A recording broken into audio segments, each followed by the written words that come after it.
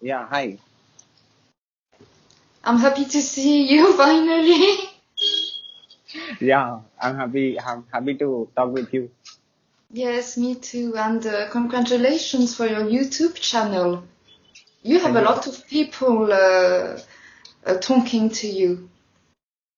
Yeah, up to 250 people I exchanged words with. I think this is 251. Yeah, yes. Okay. So, firstly, I want to thank you for accepting my invitation and accepting to talk with me.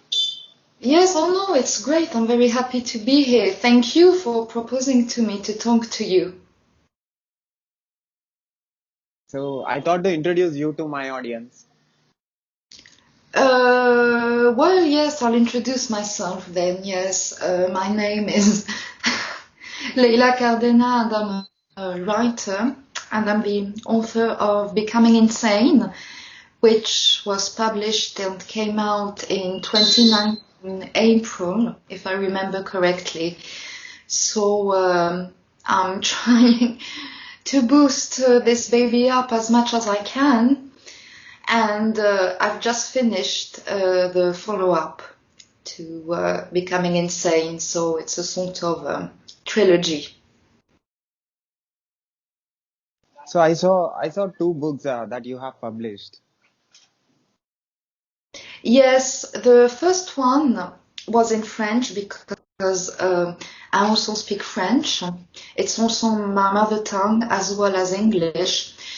And it's called Karmicalement Vôtre, which translated into English is Karmically Yours. It's a story about reincarnation, actually, which is a subject that I study, that I like very much, that I discovered, and I wanted to write about it. So it's more of a character-driven kind of book. And I published it in France in 2013.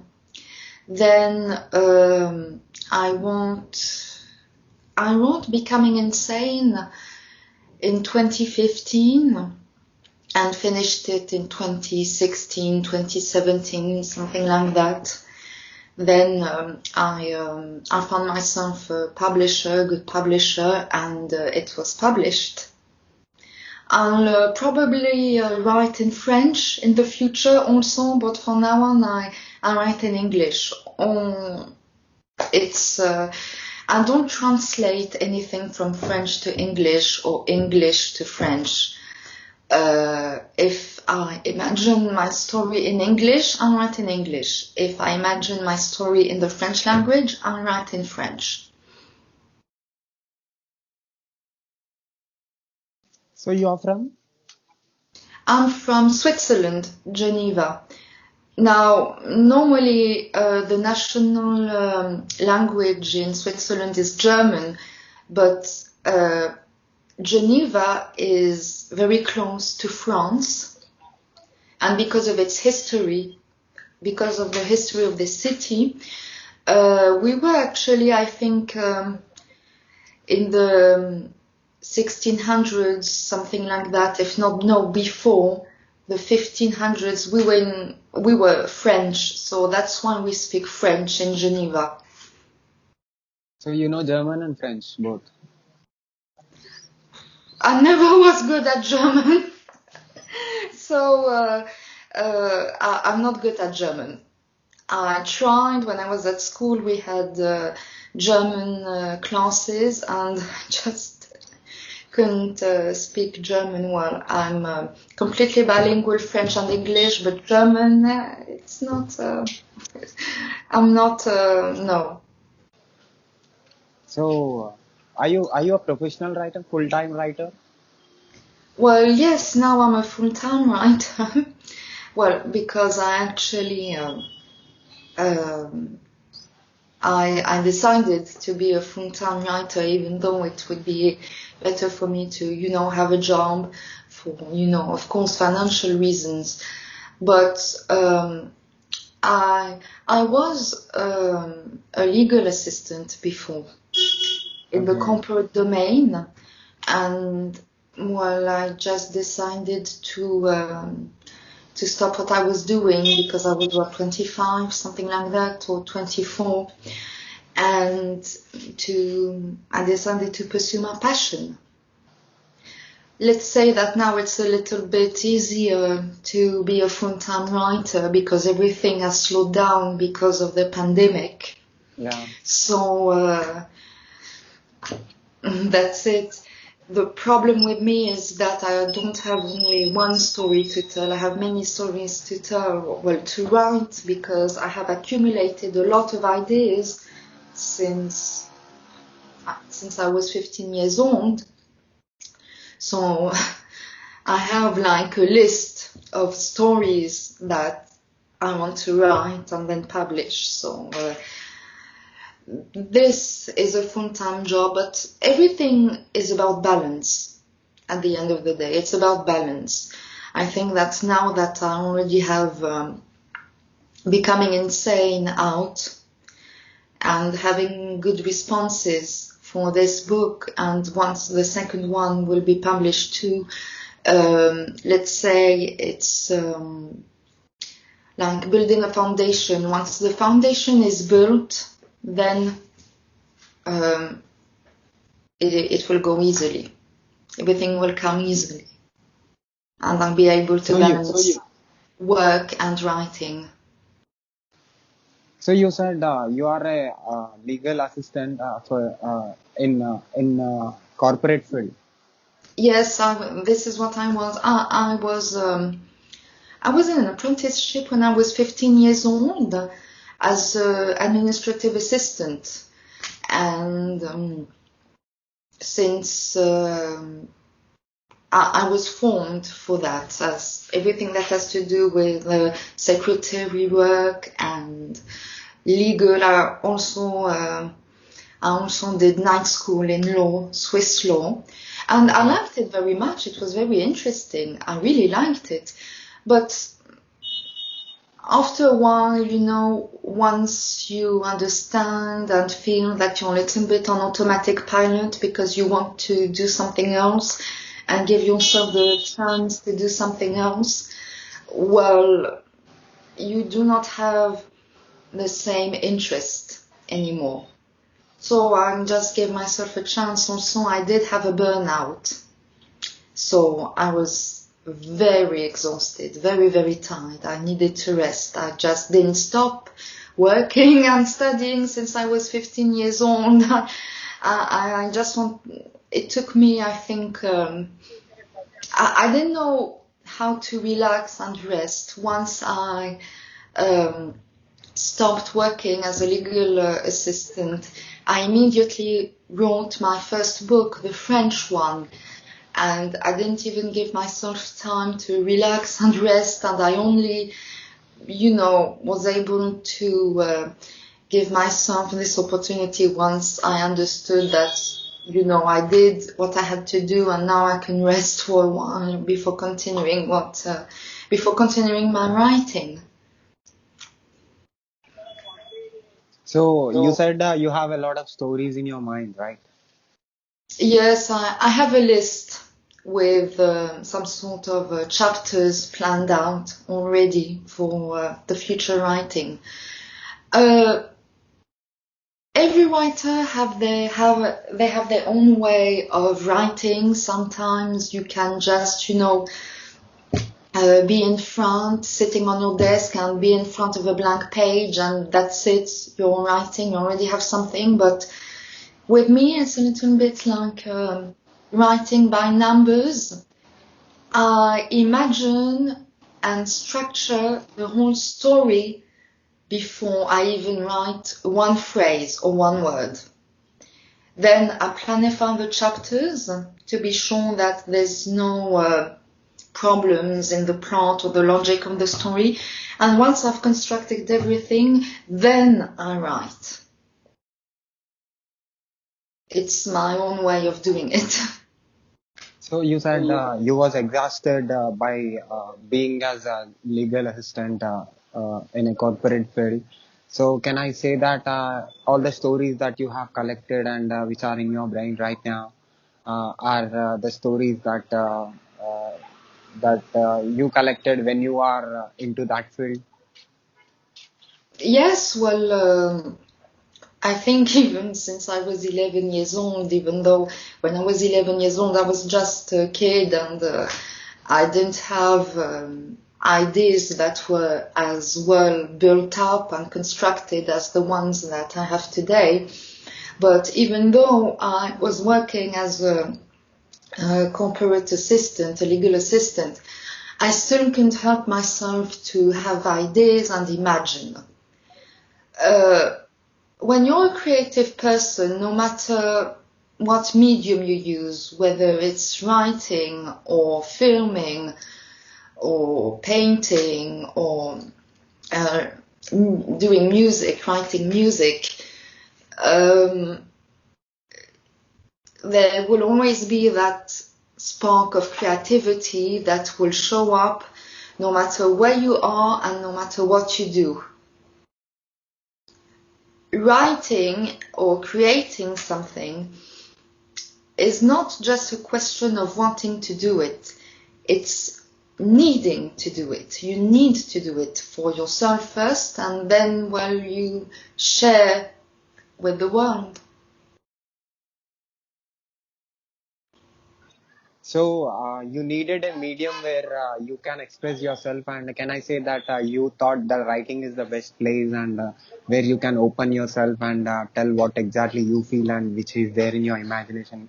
Can I say like that? You know, writing you choose because you want some outburst. You want to Yes, express yourself. exactly. Exactly. Absolutely. Well, I write fictional books. Okay. So even though we always put our own experiences and ourselves into the fiction book, into the fictional novel, one of the greatest, I would say, high or pleasures someone can feel is when they are creating not only a plot or a story, but also characters. And even though there will always be a little bit of yourself in them, they do become, after a certain amount of time, their own entity. And they belong to, another dimension maybe. Or just, you do have a sort of relationship with what you create.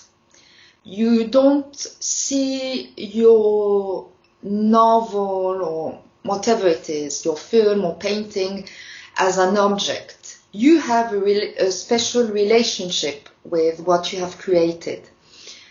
And there is a lot of, you can say, sort of love, with what you create. And when you create characters, you do have a very deep kind of parental love, motherly love. They're like your babies, they're like your children, and you see them grow, and then you see them once, the story is published, they're not really yours anymore. They become independent from you and, being either liked or not liked, loved or not loved by other people. That's how I see it.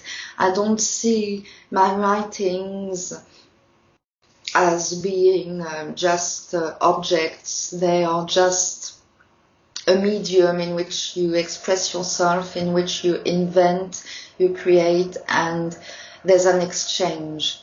It's very... I don't want to fall into the subject of mysticism, but it's nearly it.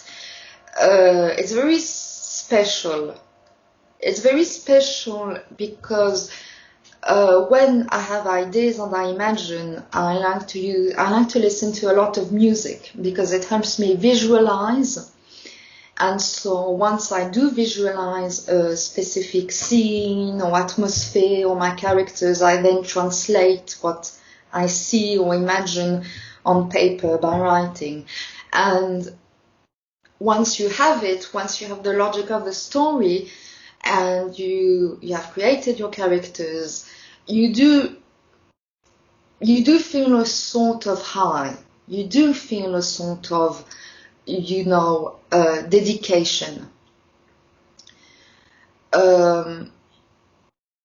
Any writer will say to you that when they have a story in mind, no matter what they are doing, eating or drinking or walking out somewhere, anything can spark this creativity and feed into your ideas, and it's a wonderful experience.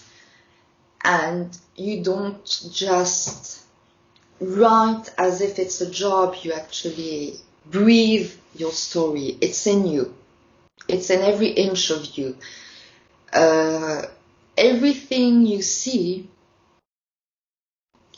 you can, be inspired by it.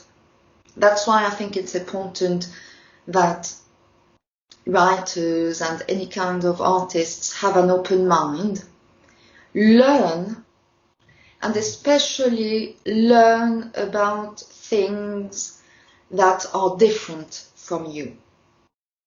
Learn other perspectives, learn other philosophies, learn other ways of thinking.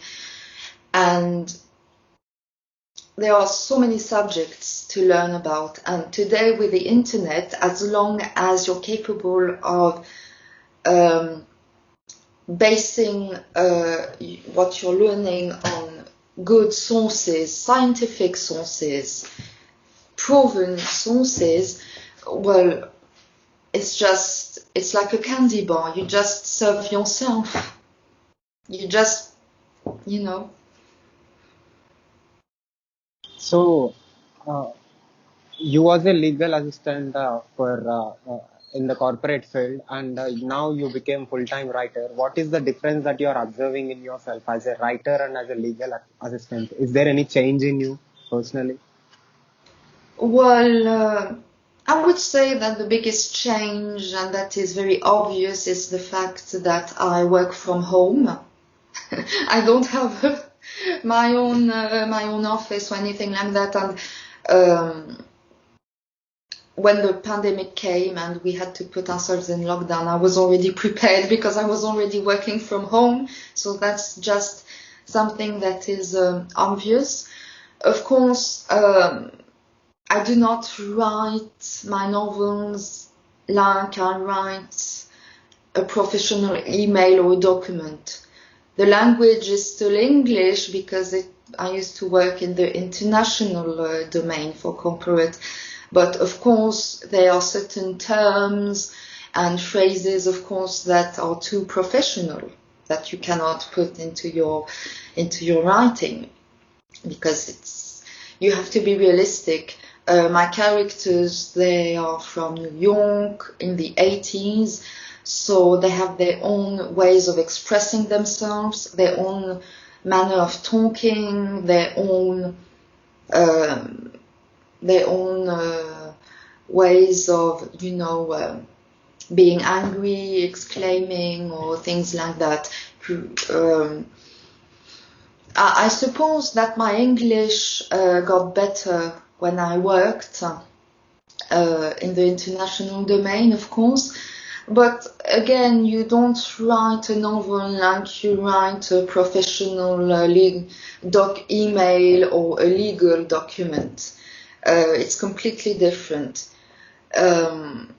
Also, how did writing affect my personal life? Well, it's not the writing that affected my personal life. It's when I got published that affected my private life. It's not that I want to especially go into details, but as my novel was well received and it was published, and I had the opportunity to be interviewed on the radio, had an article I wrote for a UK magazine about my book, and another video interview this summer, and of course all of those marketing, etc., that is done by the publisher. Well, regarding your private life, it's very special. You don't know if you should be happy or sad, because it's as if you really do have a clear image, a clear answer of who is happy for you and who isn't. And you can be shocked in a sort of way, because you might think for years that this person is not happy for you really, when in actuality it's another person that can be even closer to you, let's say, intimately speaking. This is what changed. And what I'm very proud and happy about is to know that the people that are happy for me and who give me their support, in regard, my family do give me support, but in concerning friendships, I'm very proud and happy to know that it's my childhood friends that really gave me their support and that were really happy for me. I have friendships that have lasted 10 years to 20 years. And that's just great, because you hear a lot of people saying that, once you do succeed in something, if, you have friends that didn't succeed, you have to leave them because they may become jealous or things like that. I don't believe in that. Friendships and relationships should not be dealt the same way as you're dealing with, your profession, your job, your business, or your work. You don't separate yourself from people because of circumstances.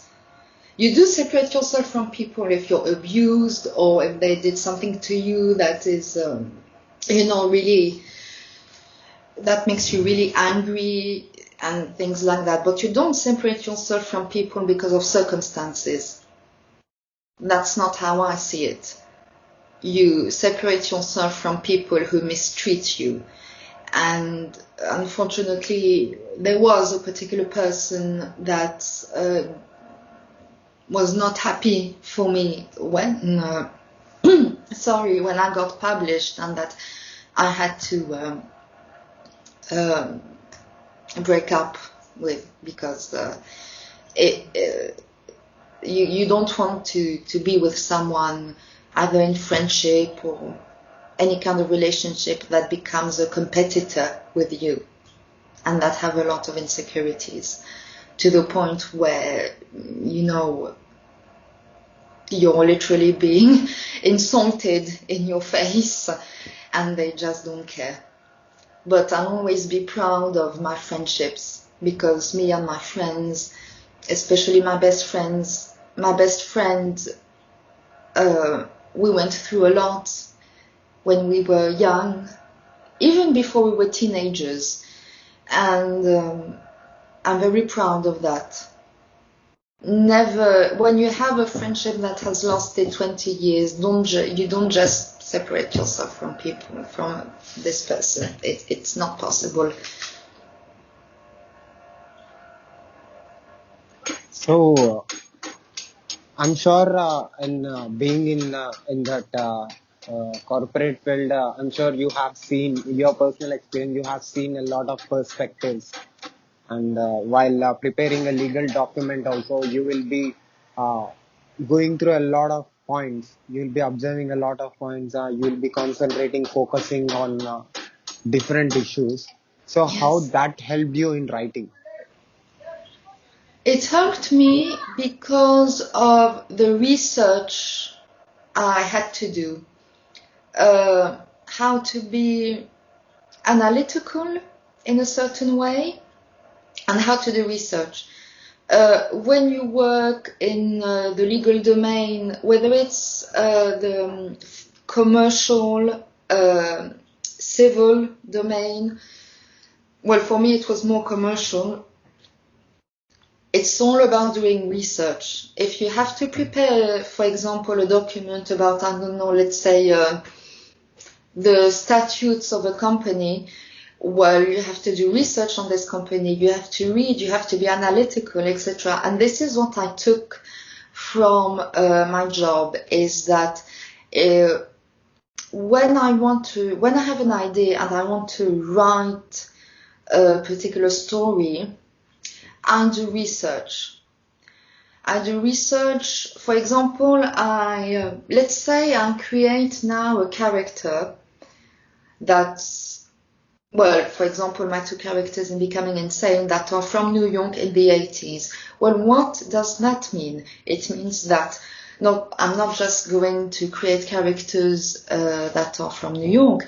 I'm going to do research on New York in the 80s, what was going on socially, politically, what was the atmosphere, economically also, how people lived. And this is one of the aspects that I love about writing, is researching, doing research, so that your fiction book can be as realistic as possible. You could be writing even an epic fantasy. There'll always be a base that is very realistic, and that is probably taken from our own, social problems, etc. You have to do research. The best books are the ones that have made research and that were able to express their ideas in this, their own ideas in this very realistic environment. I had an example in mind, but I can't remember now really. Bulgakov, for example, the Russian writer.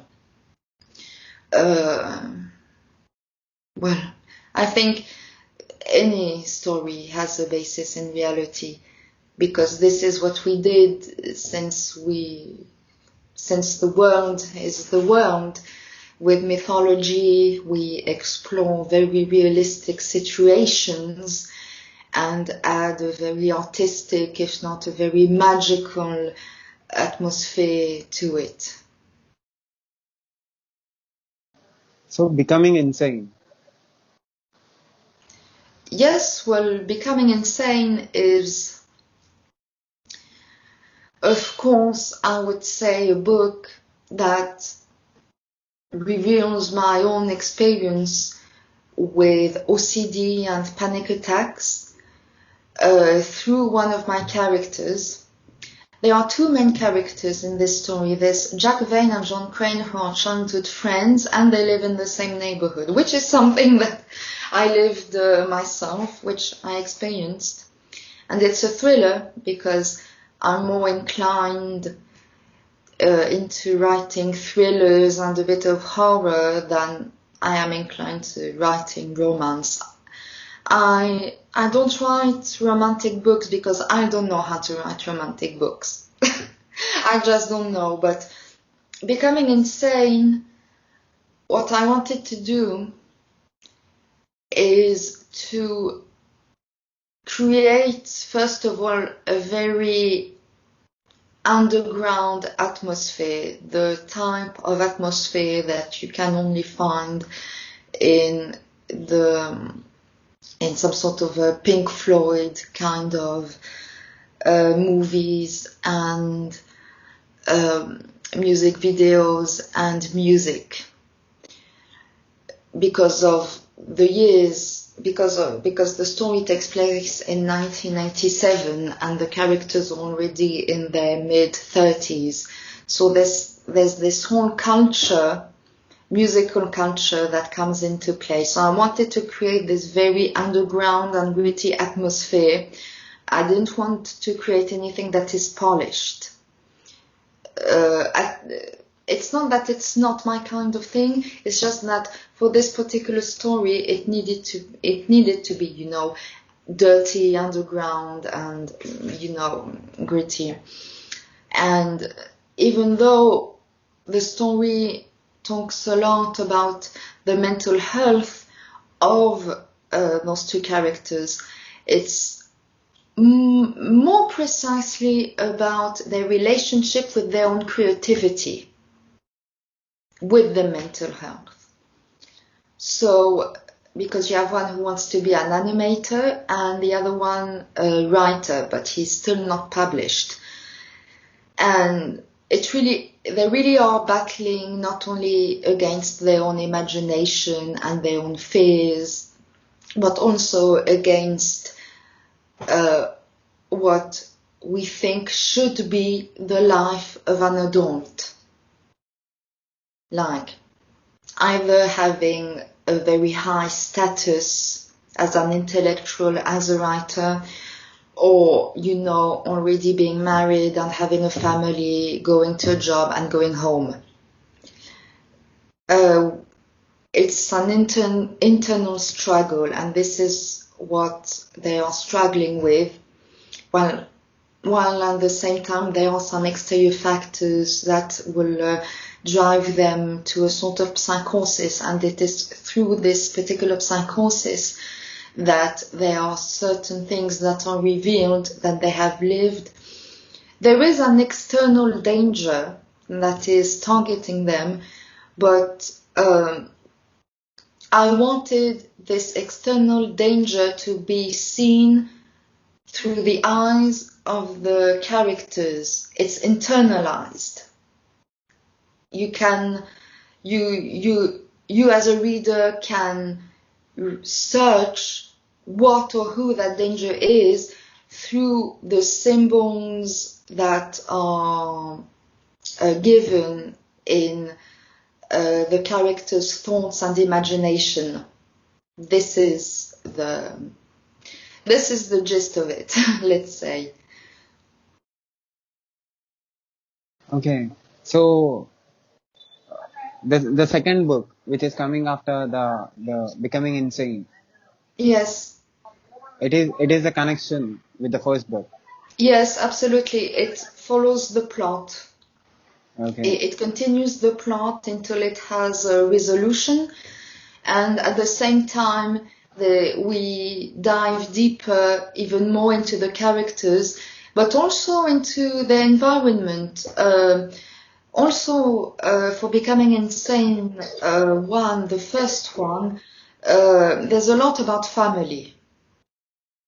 So we dive a lot more into, the families of those two characters and how their families maybe play a role in the story and in the mystery, and that's it. I must add that, as it's a lot about mental health. I did not use the topic of mental health just because it was good for the story. I used this topic, I actually used myself because I went through panic attacks and anxiety and OCD. However, as I did and always do, when you have to do research in the domain of psychology, and as it is in the field of medicine, you always have to keep up to date with science. There are some high-end psychologists or, big names that say that, psychiatry and psychology is not a science, but it's in the medical domain. So in any way, you have to keep up to date with this particular field. And concerning Becoming Insane, I used the work of Jung for this particular story because of the fact that in Jung's works, it's basically a lot of archetypes, which is a word that is used every time we study mythology, for example, or symbolism.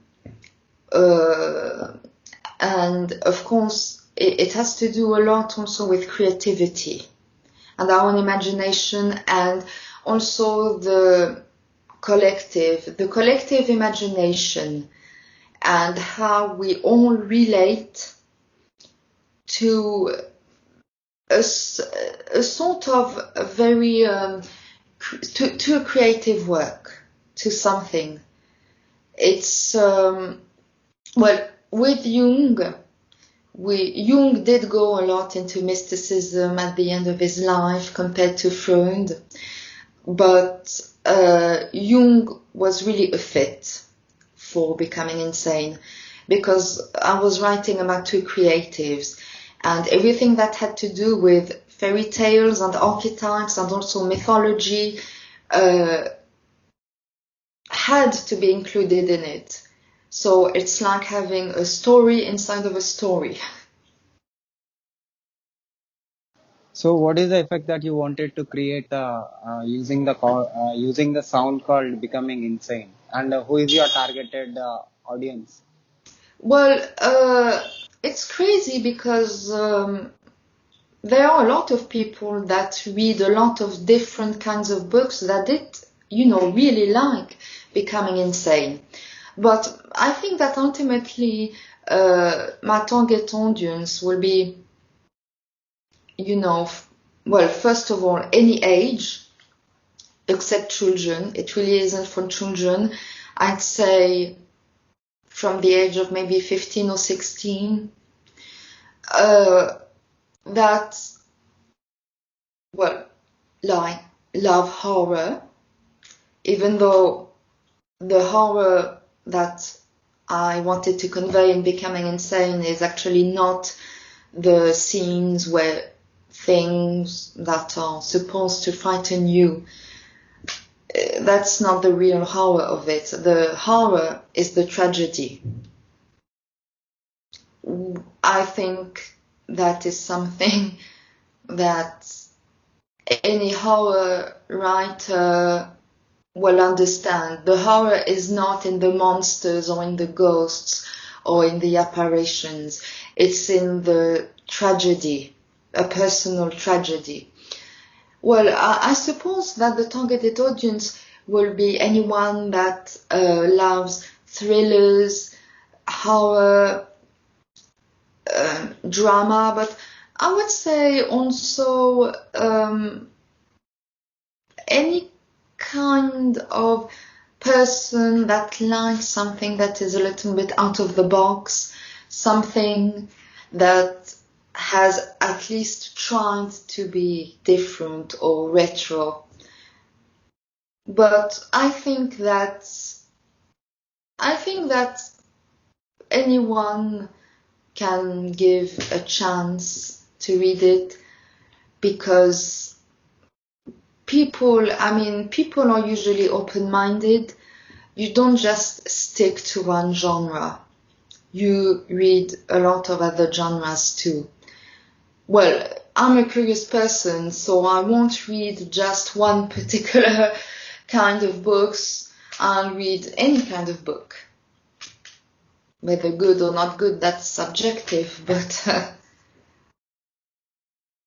So, you said that your language is French, Mhm. but your English is too good. Sorry?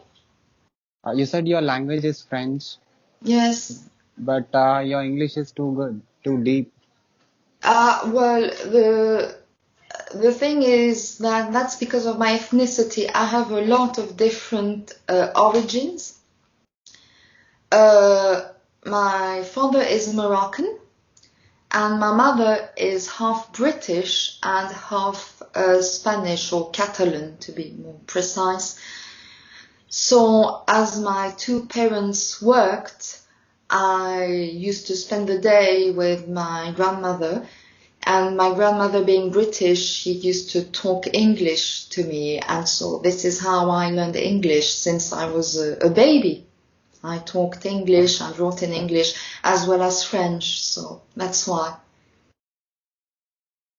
So, at last, do you have anything to say to the world who watches this video about your books and about yourself, and any good words to the world? Oof. Just, well, for becoming insane, just relax and enjoy the ride, and you know, even though becoming insane is based on topics that are serious, like mental health, social issues, you know, every book is like an onion. There are layers, you know. There'll always be, you know, something that is funny and positive, because I do like to add humor into my stories also, even though they may be serious. Listen, don't hesitate to give your opinions about it, even if it's not, you know, positive. You cannot publish your book if you're not ready to have negative reviews, or if you're not ready to hear that someone, you know, they didn't like it because it's not their kind of book. But, you know, just relax and enjoy the ride, and I hope you'll just like it. And for me, what I experienced in my life until now, what I can say to the world, it's actually not me that said it. It's a teacher of mine when I was 15 years old. And I think, so I'm quoting him. He used to say, "You're allowed to be an idiot, but you're not allowed to stay one." And I think that's a quote that you can apply for any aspect of life. You have to evolve. You evolve and you adapt. This is what we did since, you know, we were, you know, Homo sapiens. We evolved and we adapted. I don't think we changed. Change is a little bit of a dramatic word, maybe. We just evolved positively. Because, I mean, this is what we do. So, always learn, always be open-minded, always check your sources when you're searching for something, so as to not fall into any kind of conspiracy theories kind of thing, and just be open-minded and be open into learning something new, and to accept other people and other ways of thinking, and be inspired by that. You have to be inspired by something else than just yourself or your own social background or your own you know, environment. That's what I believe in.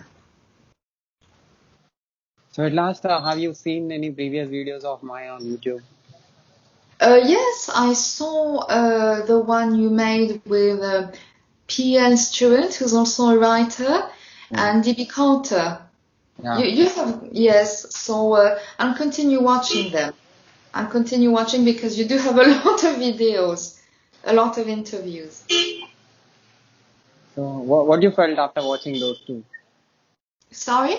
What you felt after watching those two videos with PL Stott and DB Cotter?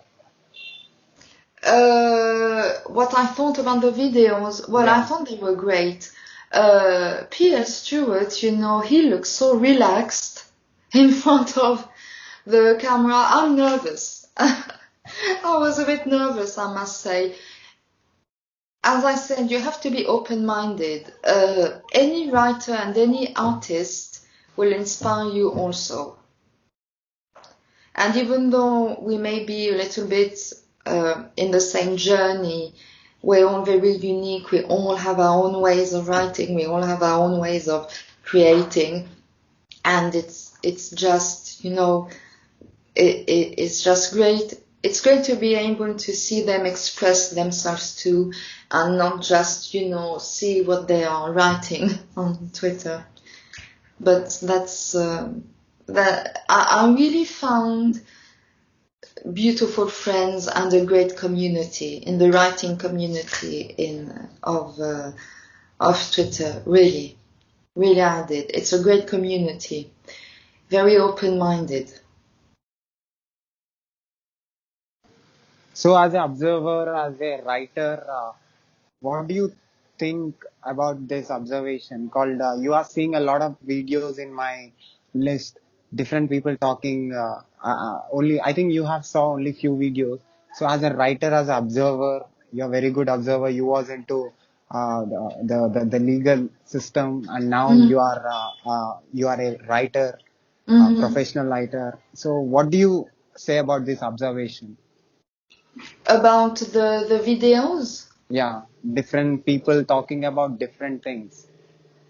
Absolutely. I think that's great. I think that, well, of course, you have your own hobbies and passion, and I suppose, but that's great. Keep it like that. Just maybe, we always, check someone's profile, and do your research, and so as to not end up with someone who wants to, express some radical religious thoughts or things like that, because you never know. Because if you don't want to have, your name being put, being associated, with someone that is extremely, radical in their religious views, not open-minded, and in that case, not opened enough to be able to hear other people's perspectives. See what I mean? Just do your research. But it should be fine now. I mean, everyone has the right to express themselves as long as it's not triggering or making someone else suffer. We have had enough of that for the last 4 years. So yeah. So thank you very much for giving me your valuable time and explaining me about your books and No problem. explaining. Listen, it was a real pleasure. Thank you very much. You ask very good questions also. So that's great. Thank you, thank you. Can I put this video on my YouTube channel and on social media and on Yes, internet with your permission? yes, of course, because I will. Can I share it also Yeah, on you my can. social media? Great, Yeah, that's great. Thank you very much.